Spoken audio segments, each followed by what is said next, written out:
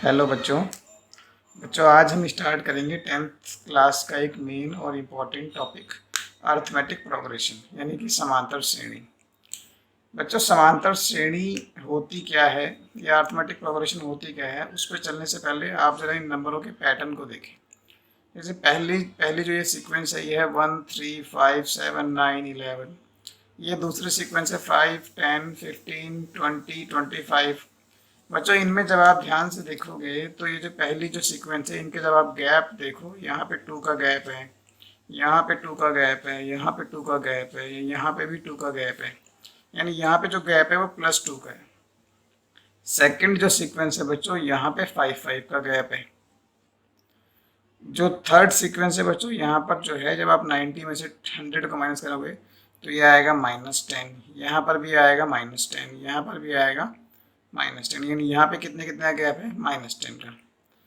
ये जो fourth sequence है बच्चों, यहाँ पर जो गैप है वो है 0 0 का। तो बच्चों, एक ऐसी सीक्वेंस या फिर एक ऐसी श्रेणी जिसमें पूरी की पूरी सीक्वेंस में सबका गैप एक जैसा होता है, उसको बोलते हैं हम अर्थमेटिक प्रोग्रेशन या फिर समांतर श्रेणी। अब बच्चों, जैसे ये भी एक समांतर श्रेणी है, ये भी एक समांतर श्रेणी है, ये भी है और ये भी है।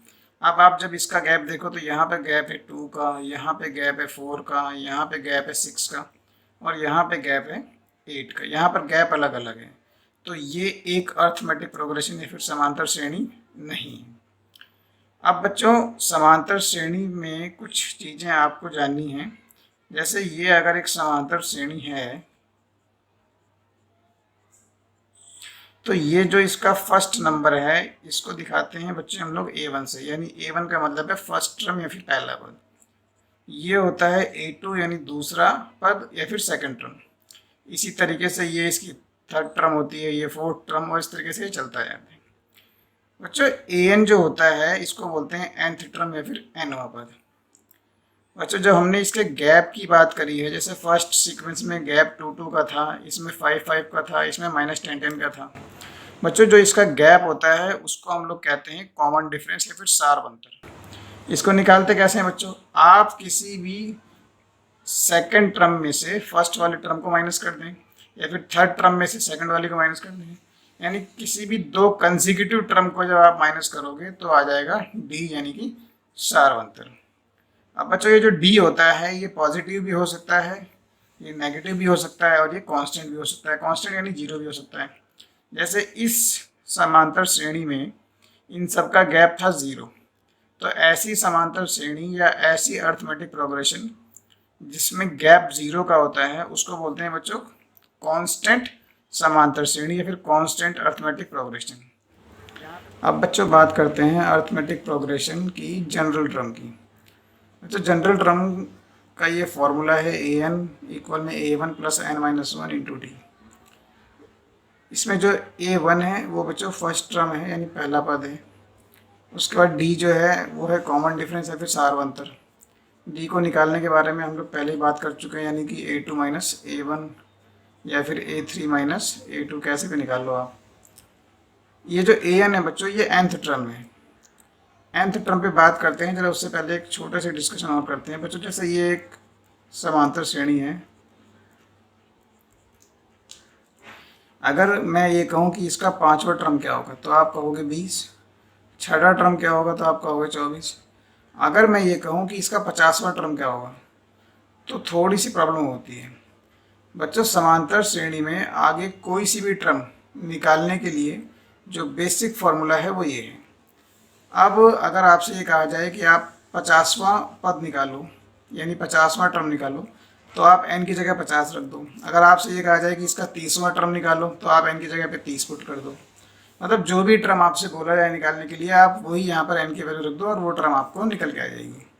जैसे एक क्वेश्चन करते हैं, जैसे ये कह रहा है कि इस सीरीज का, इस समांतर श्रेणी का आप 12वां टर्म निकालो, यानी कि इसका जो A1 है वो क्या है 9।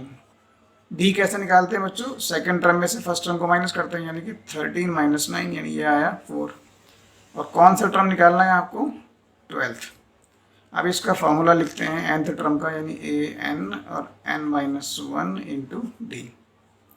n की वैल्यू क्या है बच्चों, 12, ए कितना है बच्चों 9, एन कितना है 12 और डी की वैल्यू कितनी है 4।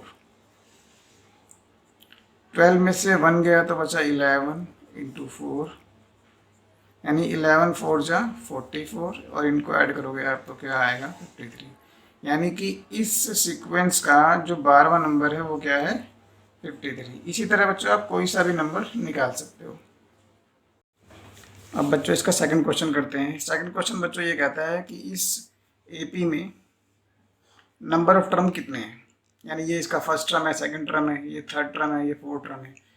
बच्चों ये जो लास्ट वाला टर्म है इसको मान लेते हैं कि ये nth टर्म है, यानी ये क्या है an है।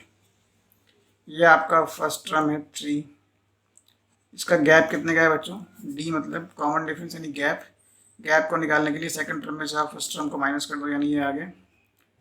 अब हम लगाते हैं an वाला फॉर्मूला।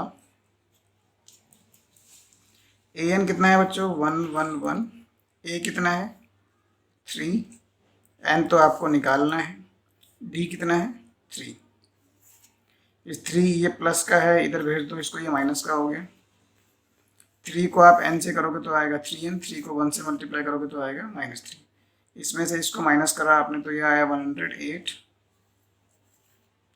ये माइनस का है, उधर जब आप भेजोगे इसको तो ये इधर आगे हो जाएगा प्लस, यानी ये आ गया 1 1 1। 3 से जब बच्चों को काटोगे तो ये आएगा 37, यानी कि नंबर ऑफ टर्म कितनी है 37। अब बच्चों थर्ड क्वेश्चन देखते हैं। ये कहता है कि which term of the sequence is 124, मतलब इस समांतर श्रेणी में ये कौन से नंबर पे आते हैं। बच्चों इस टाइप के क्वेश्चनों में आपको ये करना है कि जब भी इस टाइप का क्वेश्चन आए तो ये मान के चलो आप कि ये जो नंबर है ये nth टर्म पे आता है, यानी ये क्या है अपना 124। a की वैल्यू कितनी है 4, d कितना है, इसमें से आप इसको माइनस करोगे तो आएगा 5। उसके बाद अपन फॉर्मूला लिखते हैं। an कितना है 124, a कितना है 4, n तो आपको फाइंड आउट करना है, d कितना है 5। ये इधर आके माइनस हो जाएगा, यानी ये आया 120। 5 से आप इसको कैंसिल करोगे तो ये आएगा 5 दूनी 10 और 2 को उधर भेजो 20, यानी 5 चौक 20। ये -1 है, इधर आया तो प्लस हो गया, यानी n की वैल्यू कितनी आ गई 25, यानी कि 124 जो है वो इस सीक्वेंस का 25वां नंबर है। अगला क्वेश्चन ये कहता है बच्चों कि इस सीक्वेंस का क्या 184 कोई नंबर है, मतलब इस समांतर श्रेणी में कहीं पर क्या 184 आता है। बच्चों इस टाइप के क्वेश्चन में आपको ये करना है कि ये मान लो आप थोड़ी देर के लिए कि मान लो ये जो 184 है ये इसका nth टर्म है। कौन सा टर्म है nth टर्म। a की वैल्यू कितनी है 3, b की वैल्यू कितनी है 7 में से 3 गया तो आया 4। तो an इक्वल में an कितना है बच्चों जो हमने माना है 184, a की वैल्यू 3, n तो अभी पता नहीं है, d की वैल्यू 4। ये बच्चों इधर आके माइनस हो जाएगा, यानी 184 में से आप 3 को माइनस कर दो तो ये आएगा 181। 4 को आप n से इंटू करोगे 4n, और 4 को जब आप 1 से इंटू करोगे तो 4 1 जा 4। ये 4 माइनस का इधर आके प्लस हो गया, ये आया 185। और ये जो 4 है बच्चों ये इधर आएगा डिवाइड में। अब आप यहाँ पे ये देखो बच्चों कि 4 जो है वो 185 को पूरा पूरा डिवाइड नहीं करेगा, यानी जब आप इसको इससे डिवाइड करोगे तो ये आएगा 4 4 जा 16, 2 उधर गया 25, 4 6 24, ये आएगा। यानी n जो है वो एक नेचुरल नंबर नहीं है। तो जब भी n अगर नेचुरल नंबर ना आए तो अब ये मान लो आप कि जो 184 है वो इस सीक्वेंस का कोई भी टर्म नहीं है।